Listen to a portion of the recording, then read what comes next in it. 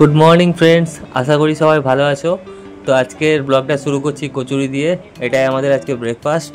তো আজকে ঘুরতে যাবো এক জায়গায়, আর সারাদিনটা তোমাদের সঙ্গে শেয়ার করব। তো চলো। তো ফ্লিপকার্ট থেকে আমাদের পার্সেলটা চলে এসছে। এটা হচ্ছে ঈশানী ডাইপার। তো এটার জন্য আমরা অপেক্ষা করছিলাম, কারণ আমরা থাকবো না, আমরা বেরিয়ে যাব। তো এটা এখন চলে এসেছে, আমরা এবার রেডি হয়ে বেরিয়ে পড়ব।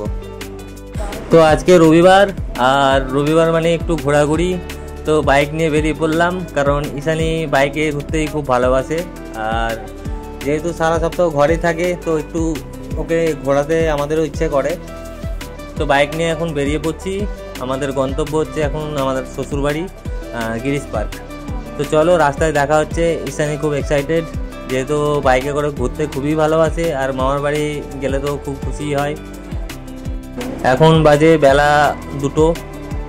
যেহেতু রোদটা একটু কমেছে, সকাল দিয়ে প্রচুর রোদ ছিল, এখন একটু মেঘলা মেঘলা ওয়েদার করেছে, সেই জন্য আমরা এখন বেরিয়ে পড়ছি।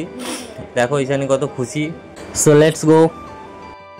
আমরা এখন সল্টলেক দিয়ে যাচ্ছি, কারণ সল্টলেকের রাস্তাটা একটু ফাঁকা ফাঁকা, খুব একটা জ্যাম হয় না। তো ঈশানীকে নিয়ে যাই, তো সেই জন্য একটু ফাঁকা ফাঁকা রাস্তা দিয়ে যাই। খুব একটা বেশি ঘুরতে হয় না, হয়তো 2-3 কিলোমিটার একটু এক্সট্রা ঘুরতে হয়, কিন্তু আমরা এটাকে সেফ মনে করি, সেজন্য আমরা এই রাস্তা দিয়ে যাই।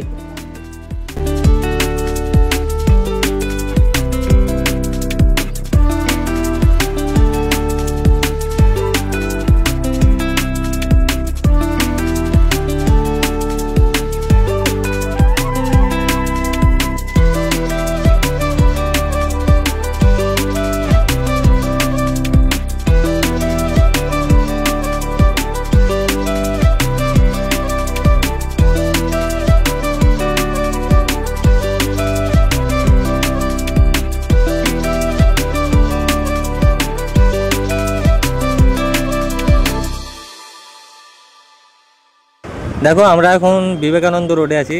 তোমাদেরকে একটা জিনিস দেখায়। এটা হচ্ছে স্বামী বিবেকানন্দের বাড়ি, তোমরা দেখে রাখো। আর এটা মিউজিয়াম। তো যারা দেখোনি, এটা দেখে নাও। এটা স্বামী বিবেকানন্দের বাড়ি। এটা হচ্ছে বিবেকানন্দ রোড। রাস্তার ওপারটা হচ্ছে কলেজ স্ট্রিট।